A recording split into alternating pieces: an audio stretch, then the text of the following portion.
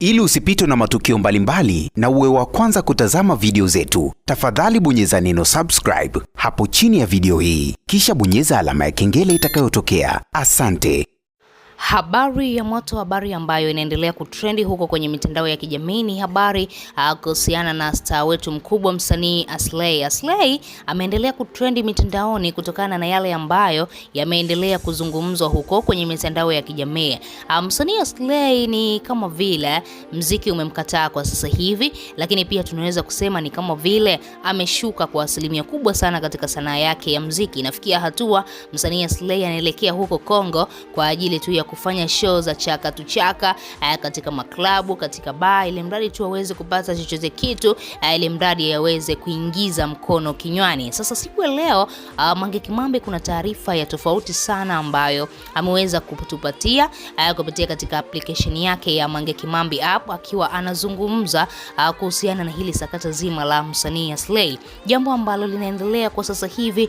Mange Kimambi anakuambia hali ya Aslay sio nzuri, na kitu ambacho watu wengi walikuwa hawakifahamu, Mange Kimambi leo ameweza kutuambia hapa.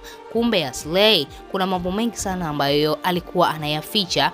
Msanii Aslay unaambiwa alikopa benki, na Mange Kimambi anakuambia alikopa kiasi cha shilingi milioni 100. Sasa hatuelewi hicho kiasi cha pesa kingi kiasi hicho amekopa ili mradi afanye kitu gani. Mange Kimambi anakuambia kupitia kamera zake za Mange Kimambi ameweza kunasa na ameweza kufahamu huo ukweli kuhusiana na Aslay. Kumbe anadaiwa na benki, lakini pia kitu ambacho ameweza kukifahamu ni kwamba benki wameweza kulichukua gari la Aslay ili mradi wakalipiga mnada pesa yao iweze kurudi. Unaambiwa Aslay mwanzoni alianza kulipa, alilipa kama milioni 30, lakini pesa iliyobakia nyingine milioni 70 alishindwa kuilipa. Na huko ambapo yupo kwa sasa hivi Kongo, Mange Kimambi anakuambia ni kama vile Aslay amekimbilia huko, ni kama vile ameshindwa kabisa kuendelea kukaa hapa Tanzania, kwa sababu anajua kabisa likivumburuka huko basi kuna mambo mengine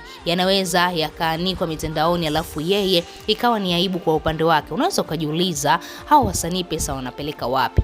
Msanii akizungumza katika interview anakuambia gari lake la milioni 200, gari lake la milioni 100, lakini kumbe pesa wanakopa huko, alafu wanafanya maisha ya kifahari, alafu baadaye ndo kama hivi msanii anashindwa kulipa. Kuna kipindi bana Mwijaku huwa anazungumza vitu watu wanamdharau, lakini kuna muda Mwijaku anazungumza ukweli. Mwijaku anakuambia usiige maisha ya wasanii. Wasanii wanaishi kwa mikopo sana.